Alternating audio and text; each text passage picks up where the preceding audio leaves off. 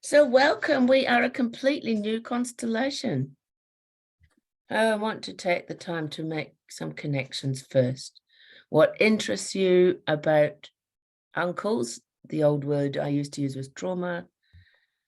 What particular question are you researching, either with your own uncles or when you hold space for other people's? Or anything else you want to bring into the space? Let's connect together.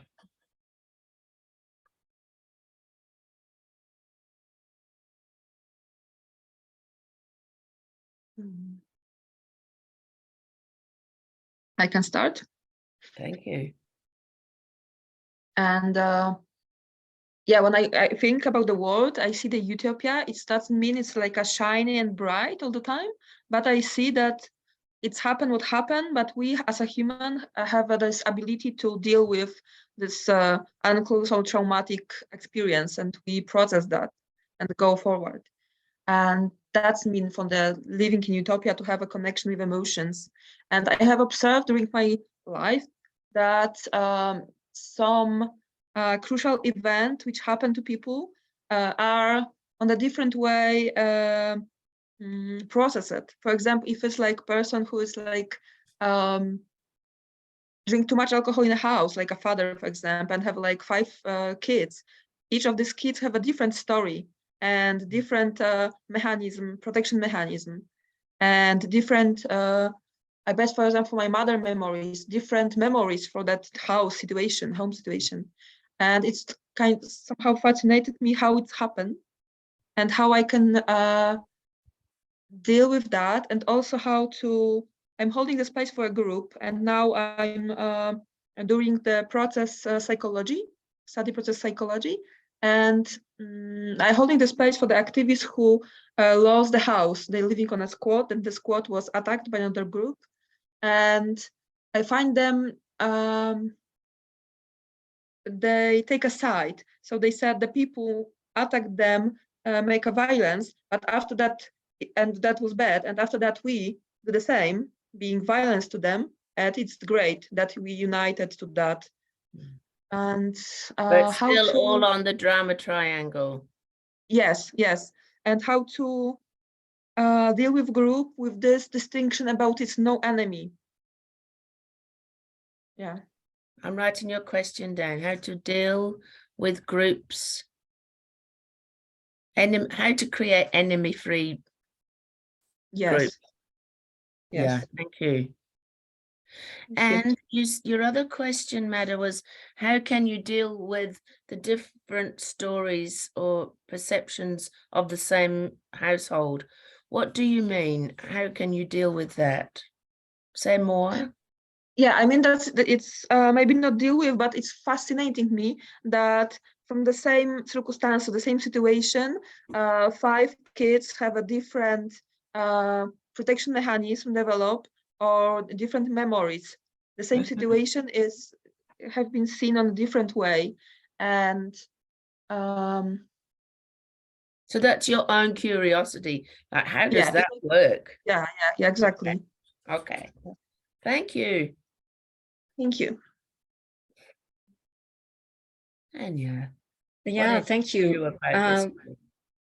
I'm inspired by that idea, as I have a younger sister, and we talk a lot about our different experiences as we were children, and we compare it with each other. And it's a huge and very interesting research context, and we both love it to compare and understand. And I see my part as the older of the two of us, how I myself have impacted her traumatization, also as having been there already when she came. You impacted her traumatization. Yeah. On the one hand, also I see my responsibility of her traumatization, and on the other hand, she sees how I protected her from some traumatization from my mother, which I got, but she didn't get it because I kind of protected her. I sheltered her.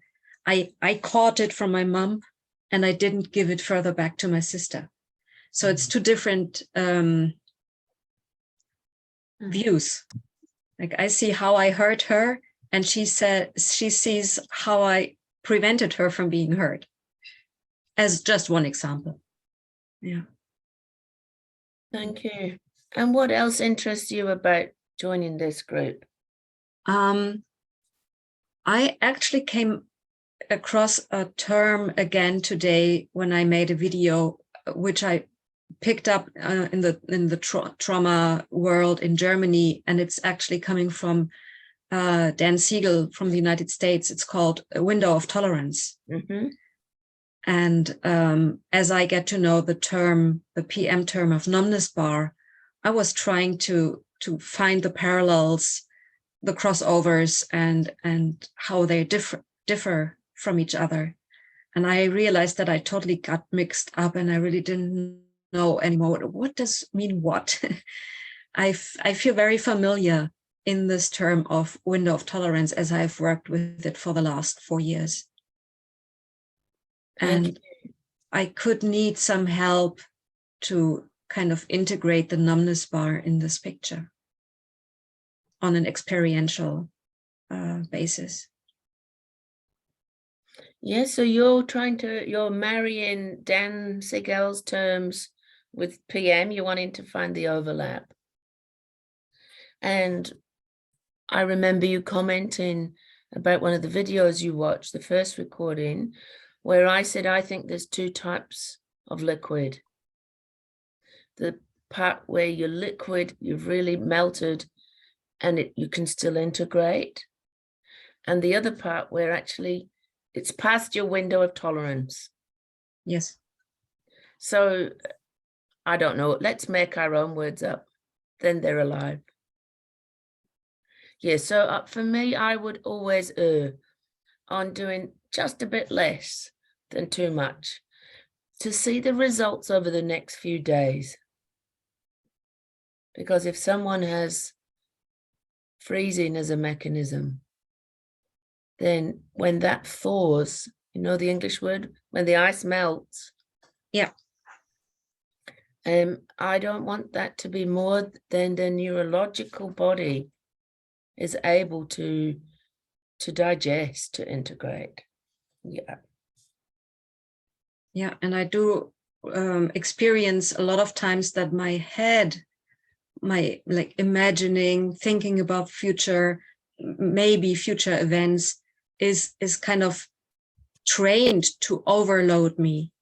So the more precise I get in my research of when do I actually get into this freeze mode, during the last days, I experienced that my head is doing that.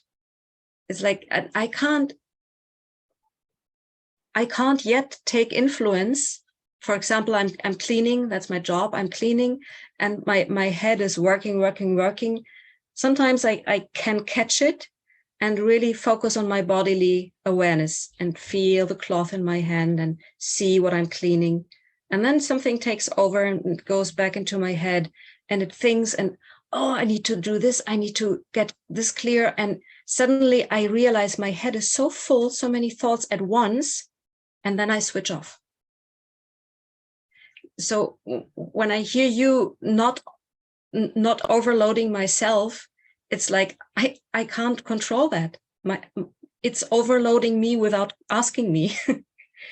And I'm looking for a tiny second where I can actually say, no, I'm not going this path now. So you want to be able to use your anger to interrupt that pattern. Yeah. I have another possibility. Do you want to hear it? Yes.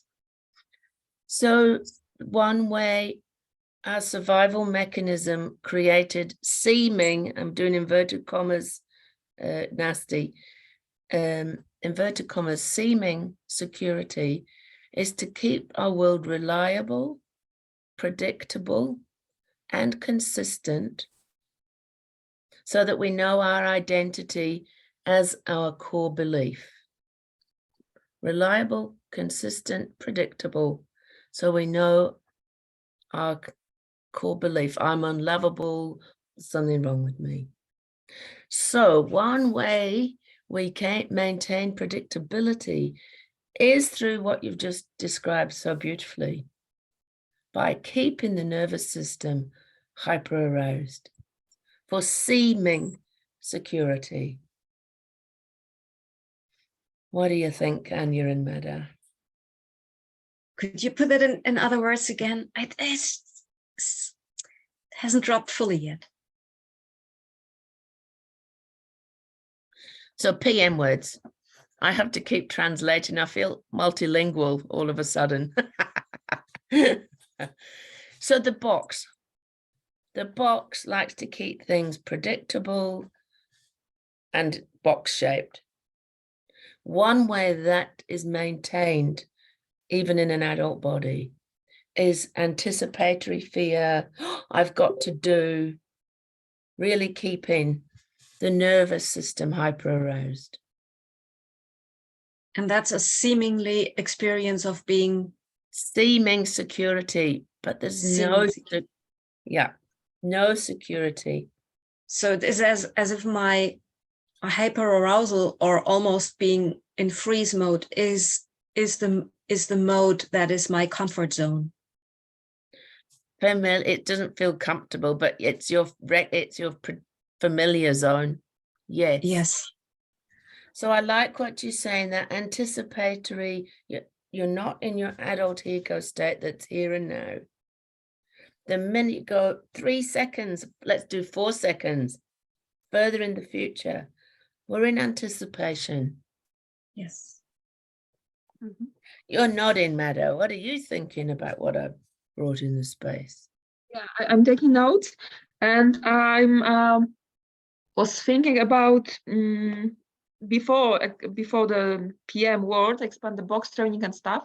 I have been controlling many things. I need many structure, and after that distinction I get from PM, I realized that I did it because it was I was afraid, deeply afraid about these unpredictable things, so that I need to control them. And even, for example, that some people visiting us in Osada, they don't have appointment. So my first reaction was, what? And I was like, whoa, hold on, invite them for a tea and start to talking. And after that, yeah. But the first reaction is still like, what is going on? That I need to somehow control that word. And last years, I see that, let's say, my box in PM word expand or relax more. And now I observe that my habits, like put everything on the one place, is now like a little bit messy in my surroundings. So yeah, that's come to my mind when I'm listening your explanation. And I like what you've said, Mada. Underneath all that is fear. Yes. However, people who've lived in the type of family you talked about, and mine and yours, I think, Anya, the emotion I didn't want to feel was fear. Because the people who I was scared of were the ones I would hope I could go to for comfort, but that wasn't the case. So fear was the emotion I least wanted to feel. Hence, I became an amazing rescuer. The emotion a rescuer doesn't want to feel is fear. Yeah. Go, Anya, you said thank you. Yes. Now it all dropped. And it's like a legitimation for me for really setting a stop for me for this anticipatory pattern. Yeah. Mm-hmm. Yeah. And yes, I think you do need your conscious anger. Yes. But first, I'd also like to bring honor, bring joy. Thank you, survival mechanism, for keeping some form of stability, predictability, consistency, even if it's having your nervous system through the roof. But I like honoring. The survival mechanism did a good job. Now it can relax and watch me create a thriving mechanism. Yeah. Yeah. Thank you. And Kayla, Of course, in case when you listen to the recording, I've watched you come in and out 4 or 5 times and you said your internet keeps dropping. So I want you to know energetically you're still in the space with us. Yeah. All right, what other research questions or things do you want us to explore? Well, what about Mara's question concerning the groups? So how to create enemy-free groups. What ideas have you got? And I'll jump in with my possibilities. Which PM map do you think of when you think of someone creating an enemy?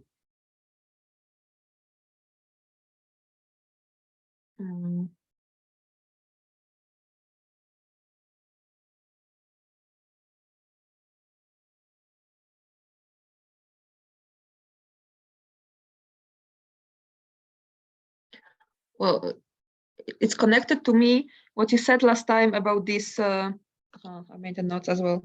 Relationship to power, relationship to power, and it's about power over, and this being like a persecutor or rescuer as well. And it's to have somebody to blame, to not be in my in myself, in my power, to see, to be conscious, to take the action. It's like more about reaction. Thank you. And So you're talking about the map of low drama, and my map of relationship to power. Yeah. Yes. And somebody I'm making you not okay in some way. Yeah, and also I think it's kind of approach which I often use and see in activist world, that the people have this connection with anger to be against something, against somebody, to blame something or somebody, not to use this anger for creation, for build the world we need or want. Exactly, Meda. The emotional anger that's used to be against, rather than conscious anger used to create something different. Thank you, I love it. Do any other maps come to mind, Anya, for you? Though you haven't done the ETB yet, right? Yeah, I'm not that familiar with the maps yet. Yeah. The first thing that comes up is, as if I had groups, I only would ask that question if I were aware that or if I were sure that they have some level of consciousness. If they're below some level of consciousness, I can't approach them with mirroring them that they are enemying each other. It just doesn't work. And I wouldn't even try. No, I think people need meeting in their emotional anger. You're really angry and you want to blame this person. You think they're the cause of your problem. I would want to bring that empathic energy to where they're at first. Not try and change them, because they've probably had that as a diet their whole life, but to really bring empathy and completion loops to understand their anger first. The map that comes to mind for me is the map of position versus principle. And on that map, there's a mountain. And if we're in a position, I'm right, you're wrong, or you're wrong and I'm right, that versus really going for what's the principle that matters to the person that's making an enemy of someone else.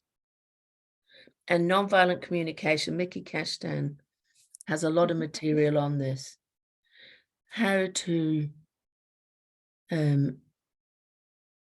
really bring empathy to the person before even, like I've just repeated, trying to change myself. She's having they're having another go. Fingers crossed, nasty Kalik. She has about 3 names. I can see you, you're there. I hope you stay for more than 3 seconds. Yay! Perseverance! Greetings! I'm They so made it. happy. It was such a battle. That's called perseverance and dedication. Do you know Anya? No, hi, Anya. Hi, I've seen you on the recording of the last uncles group. Yay. So How do you want to be addressed today? Because you have at least 3 names that I know of. I don't care so much. Nasty is fine. We can go with nasty. I don't need to change it. Okay. I take a breath through my own cringe. That's my problem. Have you frozen, Nasty? I think you have. Mhm. Here we go. Anything you want to say to bring yourself in, Nasty? I may lose this internet because it also says that this one is also unstable. It's the internet of my flatmate, and he's also going to go out of the flat at some point. So I need to let that out. And otherwise, I'm really excited that I made it. And what I still have like on my intellectual to-do list is that me, Magda, and a couple of different people that were on the other call, the last one, we created like questions to you, and yeah, and we have that somewhere on a pad. And can you see it? Is it somewhere near you? I will need to find it.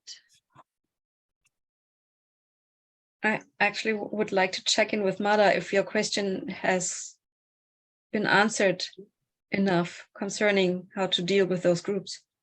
I've put a pause on it for now to greet Nasty because they persevered so much. Thank you for being co-space holder, Anya. I appreciate it.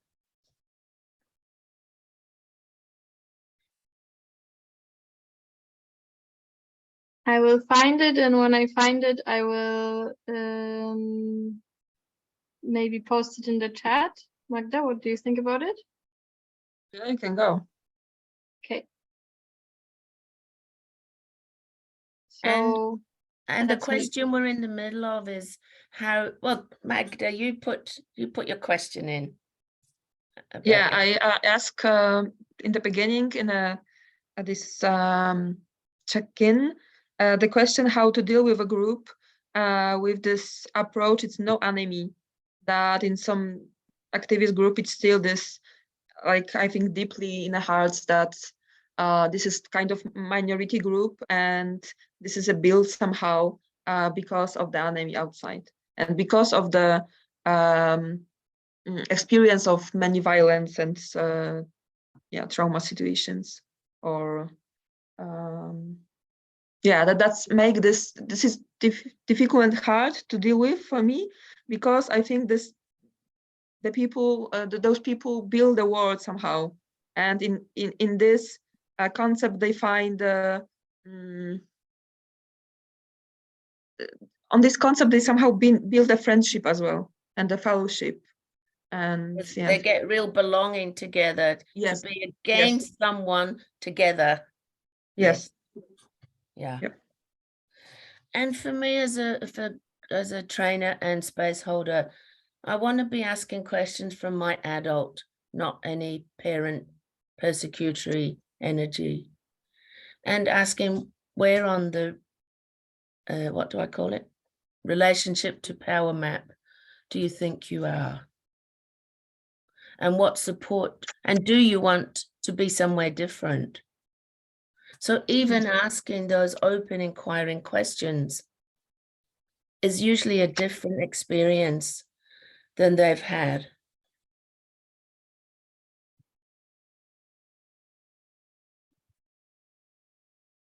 Are you writing that down, Magda?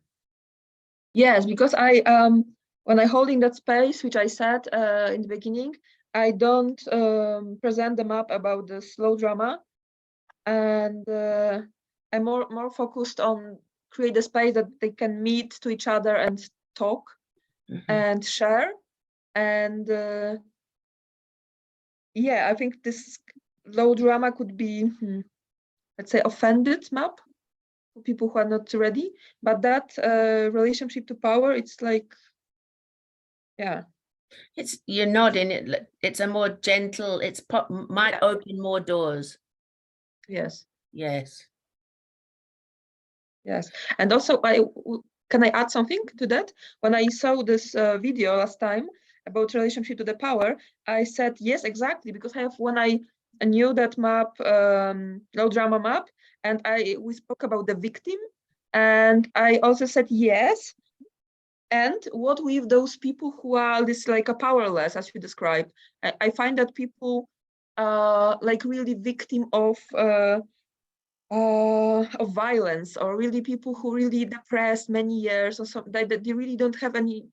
They stuck in some black hole, and Yeah. I believe that telling them the distinction and treat them like a victim, it's not doesn't work. We need somehow not rescuing them, but help them to go step forward from that position, and from that position they already can breathe, they can decide what next.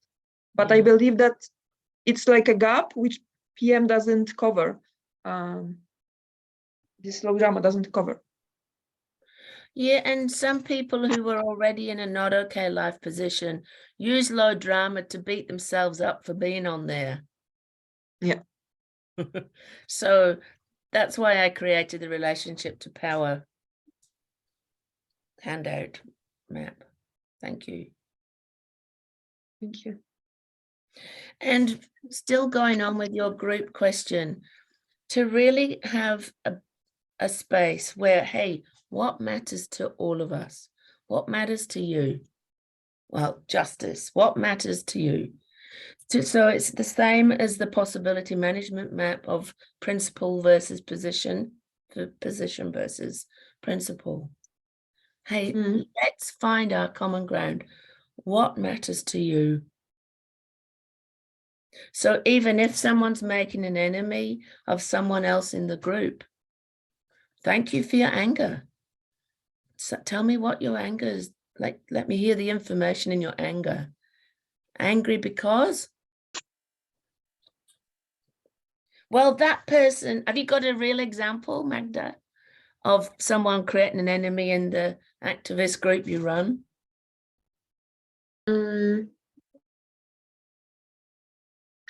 Well, it was based on this the physical attack from one group to another. So the another group will call like enemy.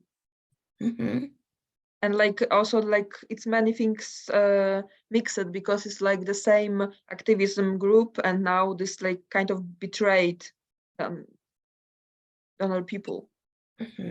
And so then asking what's missing here for you is also another way to switch. So this is what happened, and what was missing for you? What's the missing element? Again, that's another way to invite I'm okay, you're okay, we are okay. So another addition that I didn't know how to graphically add to my relationship to power is I'm okay, you're okay, but also we're okay and they're okay. So that we're not creating a world of enemies. So I invite you to play with the diagram you have at the moment. And I usually add we're okay within the top right-hand quadrant and they're okay. So even having those axes within the top right-hand quadrant invite, you know, it's sowing a seed. And if I would invite you to ask, hey, have a look at where are we making each other not okay in this group? So inviting that self-reflection. Mhm. Is any of what I've proposed useful for you? Yes, yes. I mostly didn't decide that time to go with low drama because I feel doesn't land in the space. Mhm. And now you provide some questions which were more gently. And yeah, I find it out because I'm also push myself that I would like work more gently with myself and also with those people that I find useful. Me too. Me too. Bring in love and sadness for connection. Not only the sword for clarity and conscious anger, but for me, especially with these people who themselves have had lots of, just a minute, I'll let her, oh, she's joining, they're joining. I want to bring love and patience and the things they probably didn't experience as nutrients growing up. Yeah, thank you. Thank you, Janet. Have we covered that? It's sufficient for now? For you, is it Mada or Magda? Oh, Magda is my full name, and sometimes I use Mada, and it's like nickname, and this is activist behavior. It's like multiple personalities in the space. Which one's showing up? Yes. I love your cape. You look like Little Red Riding Hood. You know. Oh, thank you. Beautiful. Okay. What I would like to bring, and it was a question someone from our group put in the chat, in a chat to me. Let me find what they asked. How to help a person in emotional flooding when all they're doing is mixing sadness and fear, and when that person has no grounding, and when there's no connection between the physical and emotional experience, but that they do have matrix in cognitive processing. So I hope this is, let me unblur myself so you can see our amazing New Zealand summer. We were in the middle of a cyclone and it's cold. So this is from my connections with Dr. Richard Erskine. And he talks about the 5 Ds of contact interruption. So I'll read them out to you. Can you see them or not? Yes. So the first D is the physical body, using possibility management, the different bodies. We learn to desensitize. So a really young baby, an infant, the first interruption to contact is desensitization. So thinking of a baby that's crying because they're hungry, if they're not responded to and attuned to, then the boxer survival mechanism uses desensitization. The second one is losing contact and connection with the emotional body.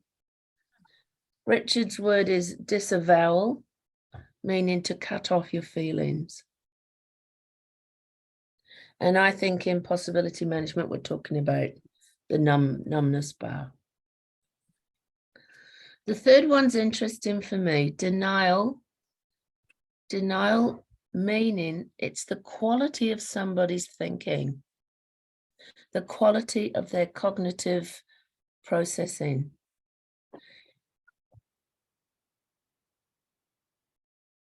So I might think about something in such a way that makes me wrong. That is still under the denial. I'm actually denying that it's my environment that isn't able to provide me with what I need to thrive and be nourished. So denial doesn't mean, oh, you're just denying as if you're not even thinking about it. It can be that. What I think is more for uncles, and especially when we're young and we have these unintegrated experiences, it's how I think about what happened. And perhaps this links, Magda, with the 5 people in the same home with the same experience, think about it in a very different way, the conclusions they come to.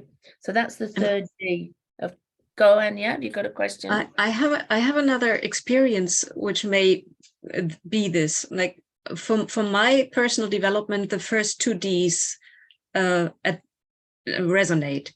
And in my surrounding, I'm in touch with people who, for example, who say, I'm just too stupid. I can't understand that. So they're really denying their mental body. And I experience them as quite intelligent. And I see the possibility to learn the things. And they tend to live out this pattern of, no, I'm just too stupid. I don't understand that. So that's what's actually coming up in for me when I see that denial concerning the cognitive body. Thank you. Oh, I love Nasty's perseverance. Are they coming? So for me, thank you for bringing that. Someone, especially when we did this, when you watched the pies, the acronym pies in the previous videos, the I of pies, implicit experiential conclusions. I'm stupid. It's not at the cognitive body. Most likely, what did you say? I can't think. I'm stupid, and what was the other thing you said? Yeah, I can't learn. I can't understand. I can't grow That's it. I mentally. can't understand. So for me, that's at that much younger stage of development, where when they did understand something and spoke up, oh, I heard you and Mum arguing last night. Don't be so stupid. So for me, I wouldn't want to again be changing their thinking. But hey, what was the first thing you understood in your family? And what happened when you said anything? So I'm really wanting to get into their world of how come you decided that you were stupid? Did you decide this? Or did someone say it to you? So then So would you say it's more an emotional body topic than a mental body topic? Yes. Okay. That I like that question. Yes. And at the experience level.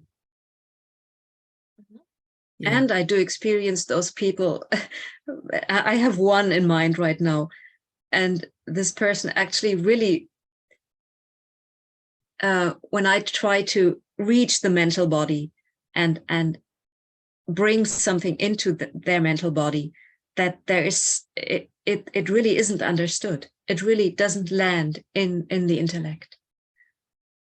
And I understand that the reason may be emotional, but what's actually happening is really some blockage to really understand something mentally, intellectually. Well, yeah, usually is, from my research, what would have happened if you understood what was happening in your home?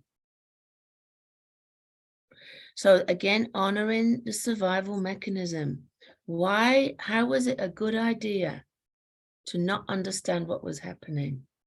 Mm-hmm. And then there's droplets. Yeah. Okay. So let me go to the 4th, because it links with what, or the 5th one. But the 4th D of contact interruptions is distancing in relationship, pulling away. There's something not happening there. And I think this will be what you were talking about, Magda, for some of the people who are against. The distancing will be a huge contact interruption. I have to make somebody else wrong. I have to create distance from you because you're a threat in some way and I'm scared of you, but they probably don't want to feel their fear. So distancing. Then the fifth one, dissociation. Dissociation of our experience. So in order to leave our experience and dissociate, Anya, someone might believe, I'm stupid, I don't understand, as part of their departure mechanism. What's your thoughts and comments about those 5 days of contact interruption? Do they speak to you, or they don't land for you? I know all of them. I find them all inside of me. And therefore I get them mirrored in others, and I can spot them in others. Yeah. So the reason I want to bring it here is a lot of people are longing for contact, especially at those younger developmental years. And repeating why I want to bring empathy and compassion, because usually they haven't had it. What about you? And again, I was thinking of a model by Daniel Siegel, who is also talking about a relational body, which doesn't exist in PM language. No, not yet. It doesn't. I didn't have the red comparison for which body, so let's call it our relational body. That's how we're making new maps. I'm going to write it in relational body. I like it. Yeah. Did you? Who just said yeah? Yes. What do you like about it? I like it, this creation on the new map. And also I feel like something click when you describe the map, and I feel like a sadness and the kind of heaviness in my chest as well. And it's about that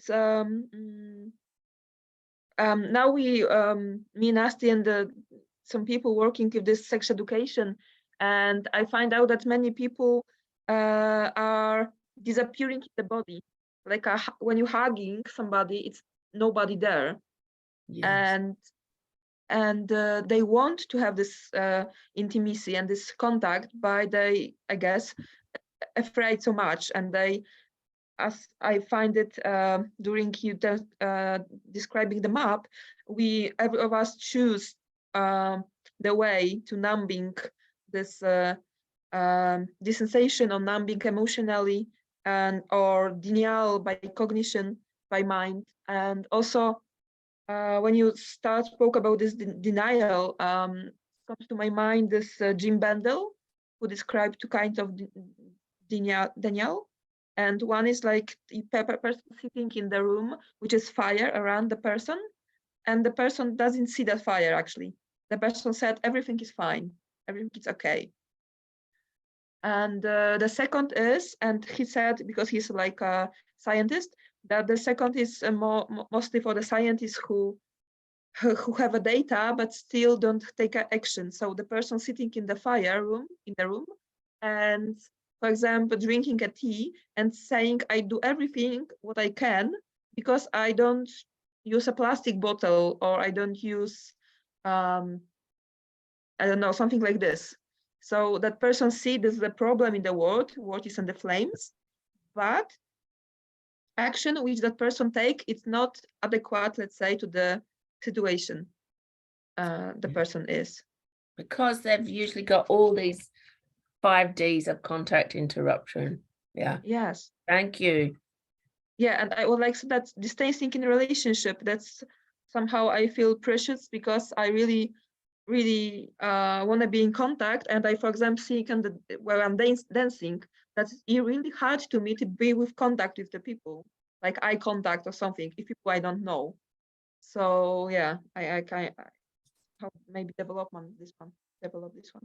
Thank you. And this dissociation, yeah. So for the people who want contact, actually, Anya, are you willing to share our first session in the Wise Woman Healing Garden?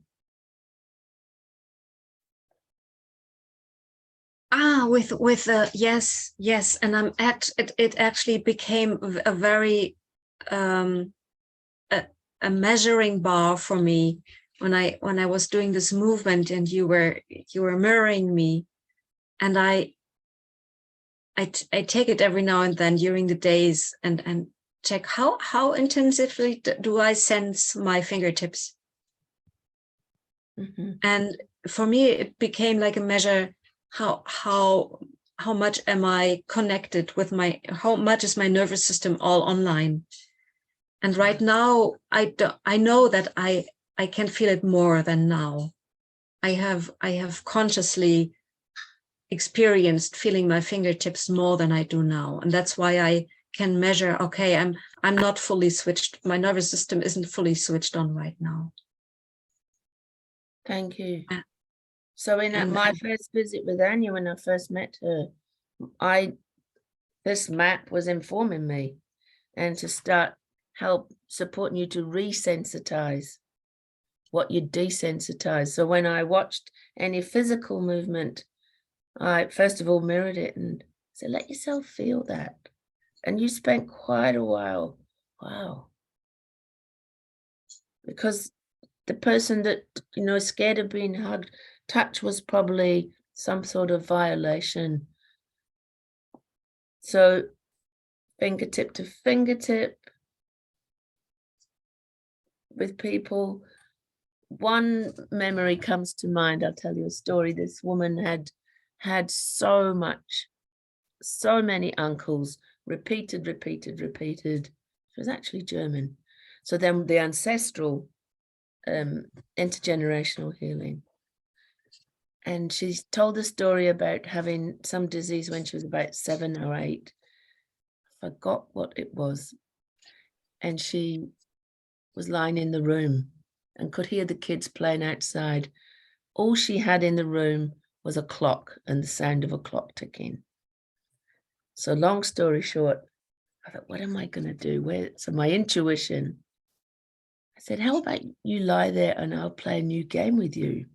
So she was already interested. So I went up to her and I just with my eyelash, oh, it moves me. Just with my eyelash, I touched her cheek. Like she was so dead and desensitized.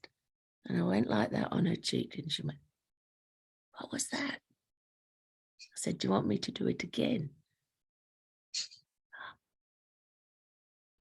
And honestly, it was the whisper of touch. And I said, can someone else do it in the group? Yeah. So here she is, completely reprogramming. Maybe it was something like scarlet fever. She was nearly 2 years being treated with kid glove. So then the next person came and did it on this side. And then my co-facilitator who had a beard came and did it. Now, it was almost orgasmic for her in terms of, it so touches me. Mm-hmm. So this amount of sensitivity, intuition, use your sorceress, wizard. Tell me about your smile, Magda. Oh, I'm smiling, I'm crying at the same time. I'm touched. And I wanna say that it's like really precious to be in your space, Janet. I can feel that energetically that yeah. What are you That's amazing. saying, Nasty, when you do it in words to Magda? Like I'm again happy of witnessing the one of my bright principles of connecting people, and it's so like energizing to see that between you, Janet, that I really enjoy and being in spaces together, and me and Magda create so much together, and seeing the two of you together, it's just so precious to me. Wow. I'm having a whole body tingle right now. It's beautiful. And I haven't, last time I went overseas was 2018, and I thought, oh, I think I'm done. I don't need to go overseas. But talking to you and the groups you run, knowing you're in a community in Poland makes me want to come. So Please come. We do the camp. you do a camp? We do the camp in the Yes. summer with Nasty. Well, I'll put that in my possibility list. Thank you for reigniting me wanting to travel. I have it similar with you, because Blue isn't here today, but Blue said, I really want to travel to New Zealand. Like it's one of the things that is making me like really pull me towards there's something in me. And then Blue said, yeah, and Janet lives there, so there's like so many reasons now to go there. And then And Blue was Clinton and creating- Chloe are here for 3 months at least. And then They're coming Blue to was Poland on creating August. Are they? this- Oh, sorry, keep going, Nasty. this story of going and like traveling for a month or 2 or 3 through New Zealand and hanging so much time with you, like it's Let's crazy. make it happen. Look at your face. Honestly, Magda, I wish I had a before and after picture. You're glowing and radiant. Before you said, I just move my body and I feel like small puppy to like, making like, Wagging your tail. yes. My joy is activated right now. Yay. Nasty, I said Magda looks like Little Red Riding Hood in her lovely red cape. There'll be no wolf want to come anywhere near you anymore.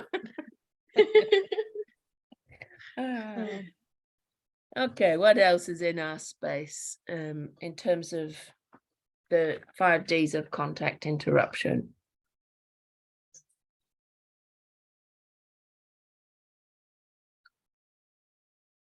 Did I leave it? I'm going to leave it here long enough for people watching the recording. Tell me whether I need to move it A little back bit or- up. Yes. A little bit to Closer? you. No, To to me? you. Further away? And up And again. another up. And up again. Yes. So this is the map that I was describing before for those listening to the recording and for those coming to New Zealand.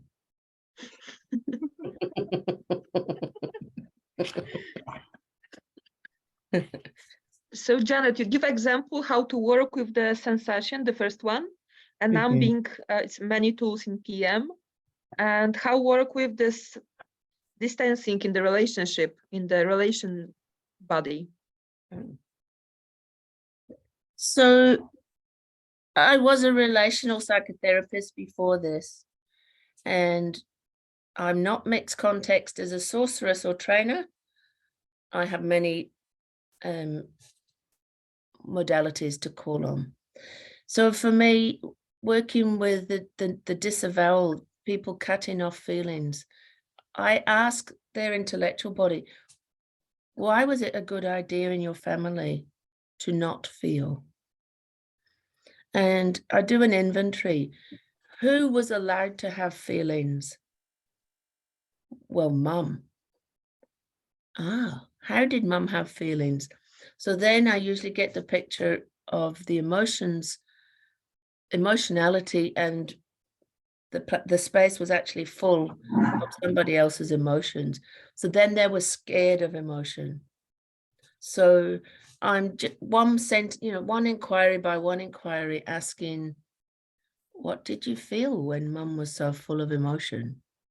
And I'm watching the effect. You know, I really think it's a matter of being so sensitive and attuned to just give a little. You can't give a baby bird a big fillet steak or a big worm, right? I think it's the same energetically. So I will use one intervention and see the effect. The other is I'm absolutely watching for people turning away from me. Like you said, they can't look at me anymore. Now, usually for me, that is an autonomic mechanism of a very young child expressing disappointment. Like flailing, turning away is usually an expression of some emotion. Hey, what did you feel just before you turned away? Oh, well, nothing. Okay. How about we go 50% slower? What might you have felt just before you looked away? Oh, well, didn't feel anything, but I had this tightness in my chest. Oh. So being really curious, going frame by frame. Person who numbs and distances will often have a be strong driver. So the 5 drivers, they'll often have be strong, don't feel, don't sense. So I'm using my system to feel where, say, Anya might have just moved a bit backwards. And not to make her wrong, but to help her discover what's happening for her. That is so crucial for me. I don't want to tell anyone about their experience. Have I answered your question, Magda? Yes. And I'm interested in you doing the research and bringing your findings back when we meet in February. Yeah.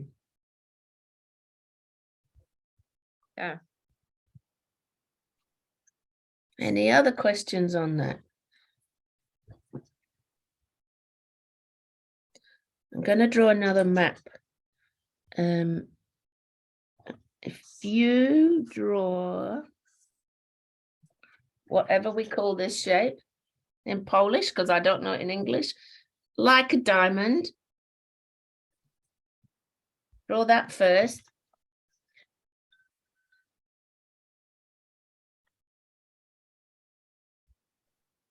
And then in the bottom gap, put the physical body and sensations. So now what I'm drawing is again, Richard Erskine's self in relationship model. So I'm putting the physical body down the bottom here. Because when we're a new infant, all we are really is a body ego. The body and sensations, physical hungers is who we are. Then to the left, the next one up, the emotional body.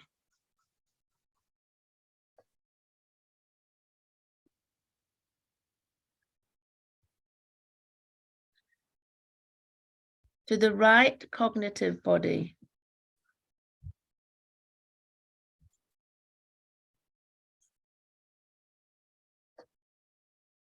Then at the top, behavior. So we've got a relational body new for the space. Oh, let's just stick with behaviors for now. We might find a new. So behaviors at the top.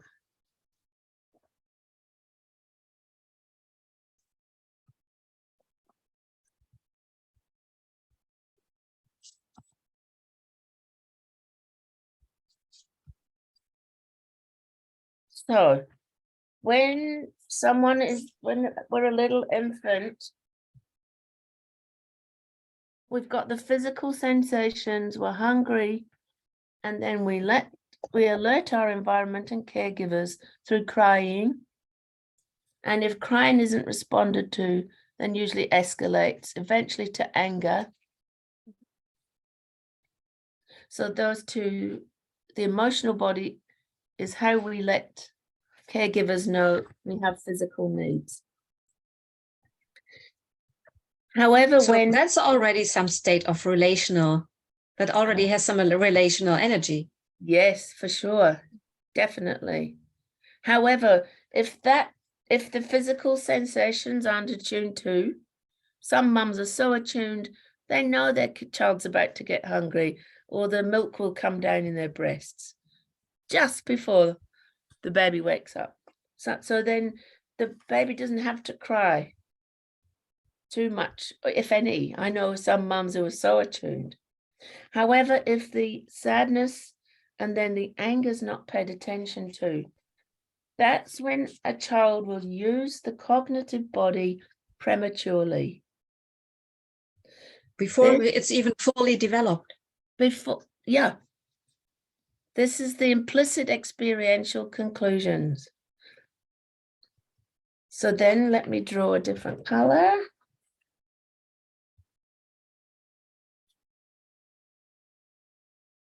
And this for me is the nature of obsession. When we're using the cognitive body prematurely to solve problems we don't actually have the matrix and capacity for. There's a great article by somebody, Nolan.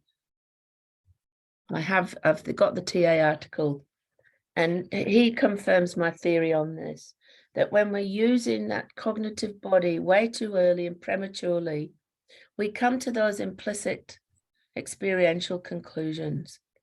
The world's not safe. There's something wrong with me. I'm stupid. I'm unlovable. And then the behaviors we use. So when hang on, I'm not in my camper van, so not everything's at my fingertips. So our sensations, the contact interruptions, is it sensations and the emotional body and cognitive, then all we've got left is behavior. That might be flailing, flooding, being against someone. So a whole range of behaviors. So I'm thinking of your question too, Magda. You know, looking at where is the contact interruptions. Somebody might know what they're doing, but they might not.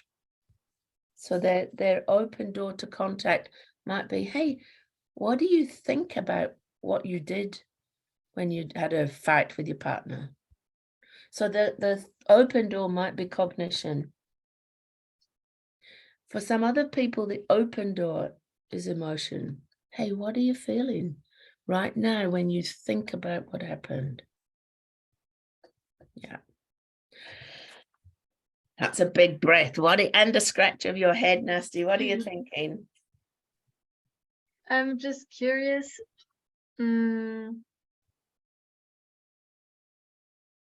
Like, I don't know, just reflecting on the ways of interacting with people and getting information across, like which is where is the communication gap of someone who isn't connected with their emotional body and trying to communicate from my side things from the emotional level and it not getting heard or understood or something like that. Yeah, it's where I use Paul Weir, W-A-R-E, doors to therapy, he called it. And he talks about, I'll draw it again. He talks about us having an open door. So here's can you see it? Yeah. Yes. And the open door is here. So what I'm listening for is, what is this person's open door? They might have used, well, when I was doing this and doing that, and then I just had to go for a cigarette. So I know their open doors behavior. Tell me what you do when when you're upset. So then the trap door is straight across. So the open door is here and the trap door is there. So if I go to behavior, so if someone's open doors behavior to thinking, I'm not going to help them target what you're saying, Nasty. The target door is down here.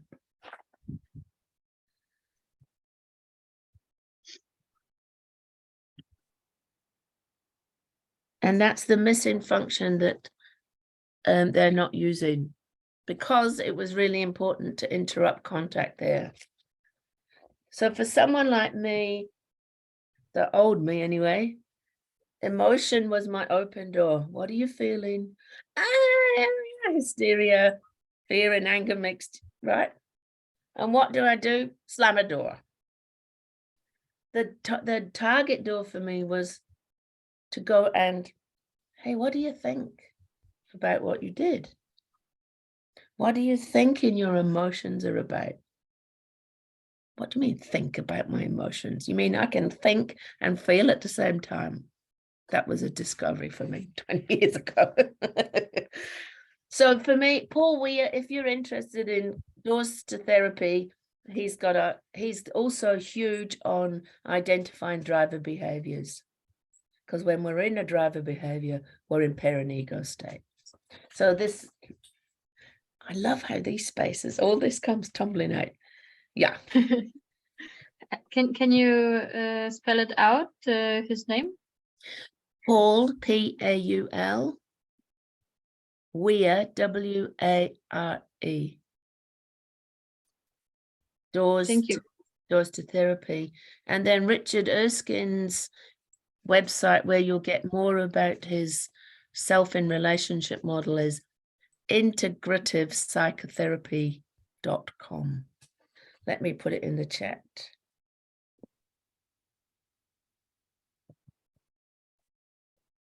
If I can still spell it, integrative psychotherapy.com.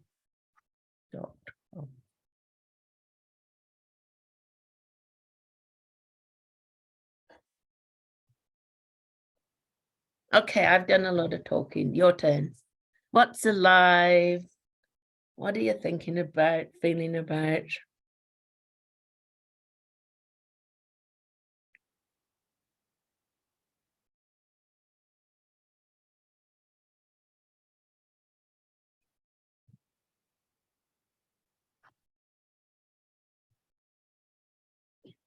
I'm still I had a flattered. question.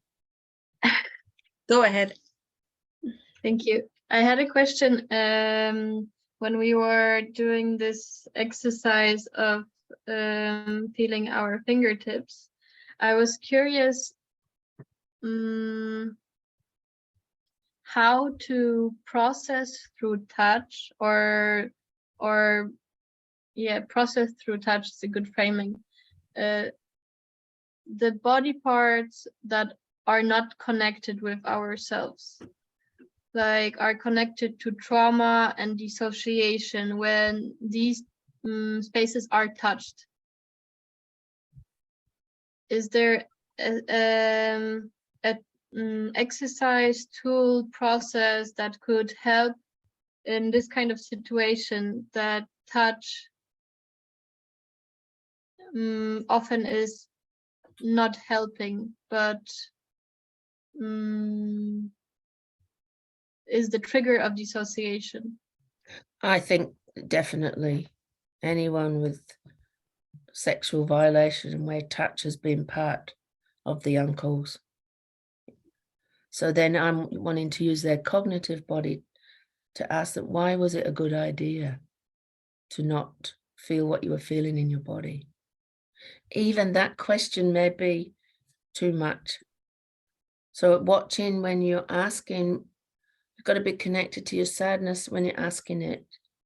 Well, it's not an intellectual question from your intellectual body only, but really bringing your heart and your love and empathy. Sounds like it was a good idea to not know what you were sensing in your body. And I've mentioned it in one of the other spaces, UNKLEs research. I did spend quite a lot of time researching the effects of the 4-hourly feeding regime that people of my generation had. And still there are circles that want children to have those regimented feeding regimes. So I know I cut off my sensations really early on. I was born in January in England, really cold, no central heating.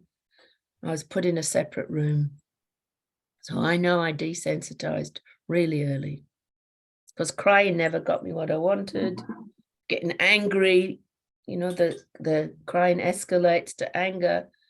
And then I fell asleep in exhaustion, not through being satiated, then to be woken up because it's time to be fed. I mean, it's a fucked up system. And so What about the idea to I heard that once, the idea you have to go back to the origin, live that through consciously, and then you develop out, like being guided by in a very safe space into this what you just described, this spacing out, falling asleep, and then being guided through this backwards, and then experiencing the yelling, the screaming, and re-experiencing that. Definitely. Is that the only necessary or possible healing procedure, or do you think there's also other paths? So make it a statement rather than a question, and then see what responses your own system gives you. I believe that there is another possibility to approach healing in our nervous system than going through this process again. Yeah. So that's your wisdom. Research it and come back with your results. Yeah.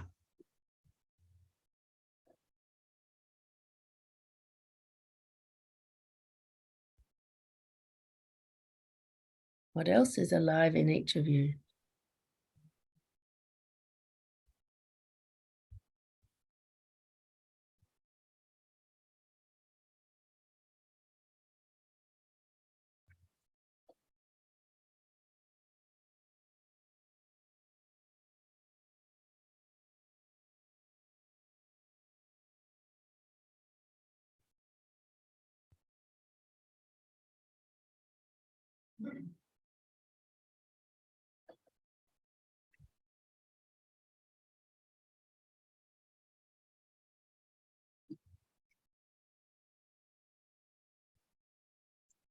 Where do dreams go in this map of bodies? Again, I'm going to send it back to you. Where do you think they go? Where would you put them? In all of them?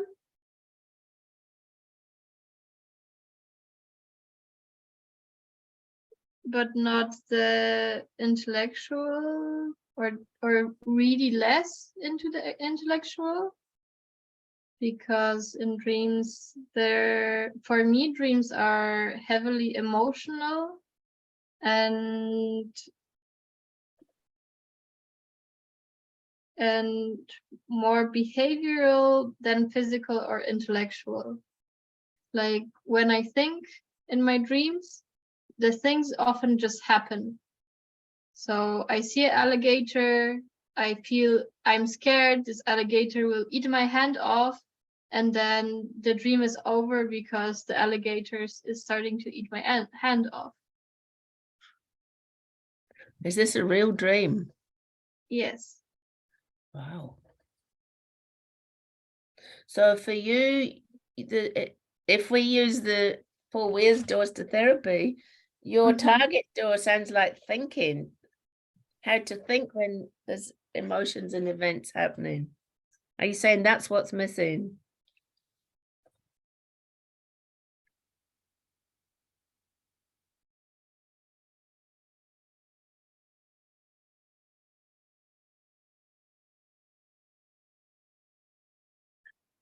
I think that my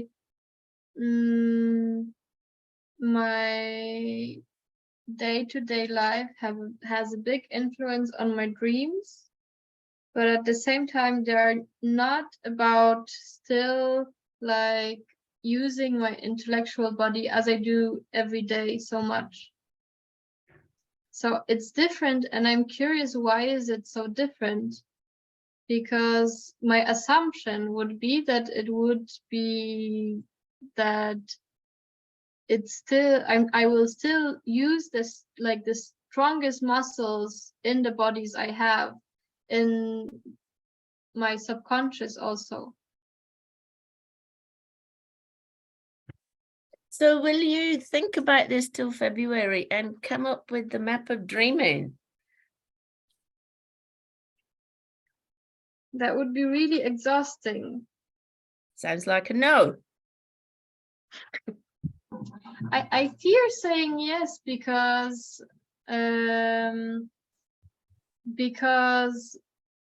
I wake up in emotions that I sometimes cannot even go out of for half of my day or for the whole day, waking up from dreams. And I know my dreams changed when I worked through therapy sessions with a lot of my uncles, and like waking up crying from dreams that happens to me from time to time, like 3 days ago. It's not anything pleasant, so researching it is terrifying. Because when writing them down, and this is what I think I would need to do, this is my assumption that this is what I would need to do to discover more about dreaming, then going and just researching it through the internet, that would be more intellectual than embodying it.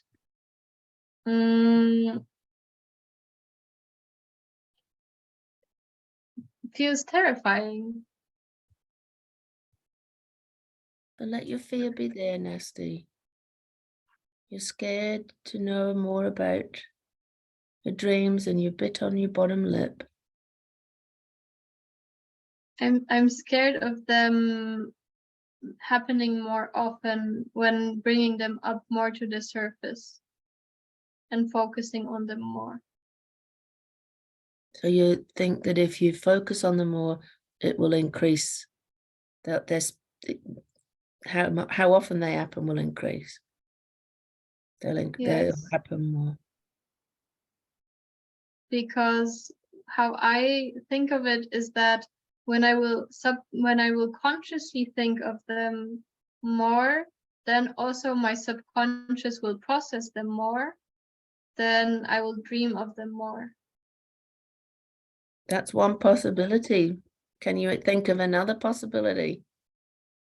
Then at some point they will, for example, go away, as some of them did when facing them. Yeah, because you're paying attention to the unconscious material. Sounds like we need to do a dream space one time or more. Yes, please.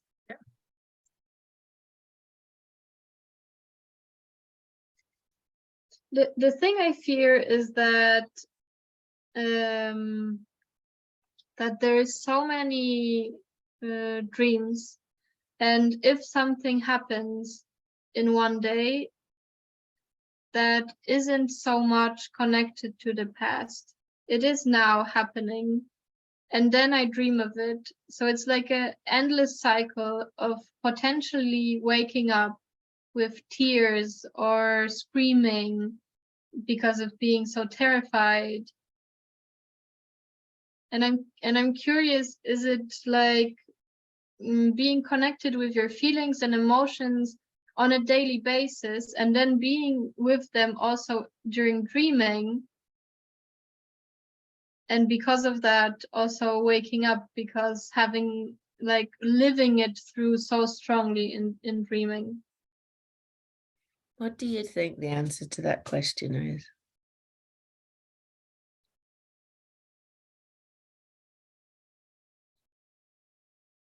Hmm.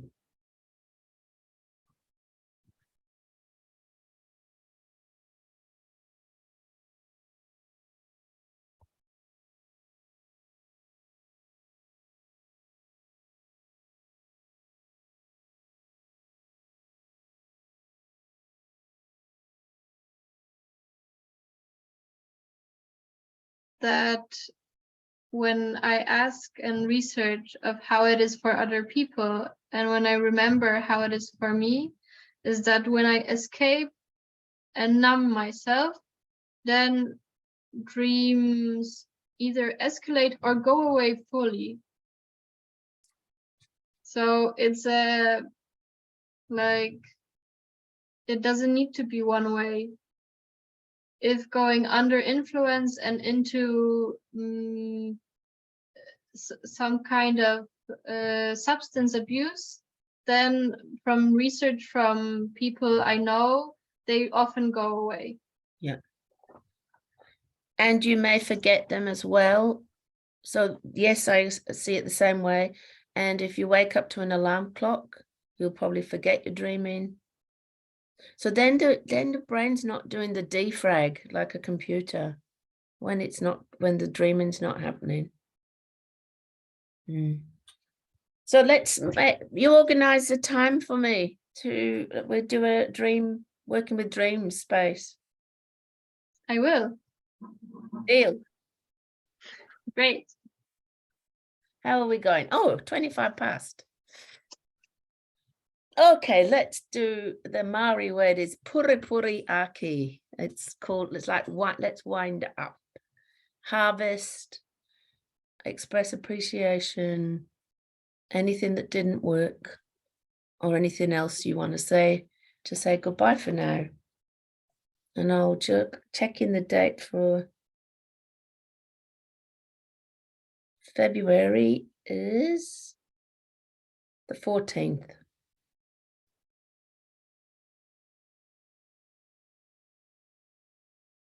I'll put it in. UNKLEs is the 2nd.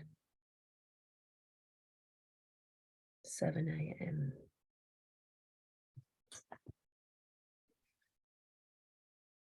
I experienced such a density of deep information, and it's so dense that I can't grasp it only with my head. I have to open up to let it drop down.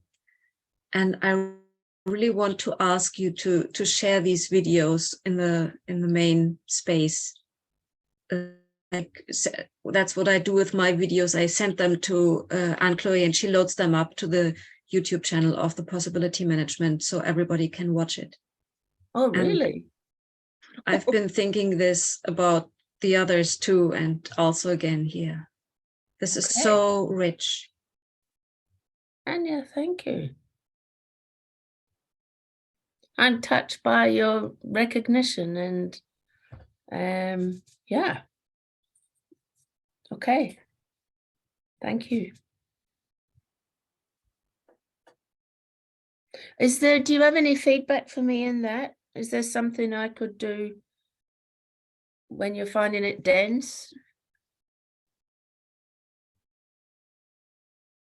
It's for me, for my patterns, it's perfect. Like my mind is just over flooded with information, so it has no more capacity, and it has, because I want to grasp it.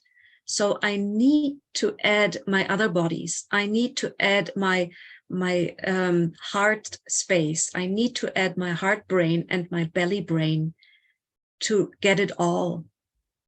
So this overload from my mind, it causes an opening up and a being connected with all my bodies. Thank you, Anya.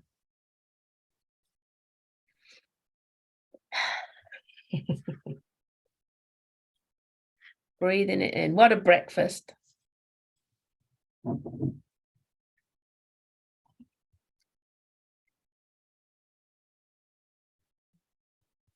I'm glad that I'm joined that session, that call tonight, and I feel really thankful for that space. And also I felt like you, Janet,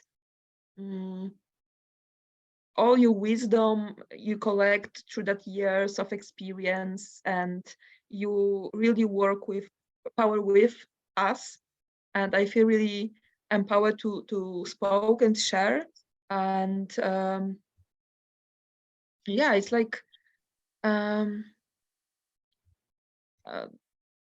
water lights comes to me. It's really Water lights? word light comes to me. Yeah. The word light comes to you. Yes. And yeah, I feel a lot of joy and really enjoying being in your space. And it's a lot of gold. And I really admire you dancing with gently to bring the maps and to include us. And you're really curious about our thinking and thoughts. And yeah, I really appreciate that. Thank you. You stayed with us to the end, Nasty. I'm really sad that the space is ending. I every time have so much resistance for it to end. It's like I'm angry at the same time of having this internet connection malfunction, because I was waiting the whole month for this, but gladly there's the recording, so I will be for sure watching that. And I really love these spaces. It's like feeling with my whole body a space, and like connecting with the three of you or more or less of us on a call, and the rest disappears. It's like, I don't know, being in space, and the rest doesn't matter for the length of this call, and just experiencing it and feeling so fed, and like I just wanted to last forever.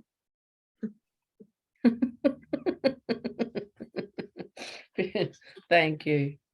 And if you get 6 people together, I will do it in 2 weeks' time. Nice. If you call it forward, I'll make myself available. You can have what you want, Nasty.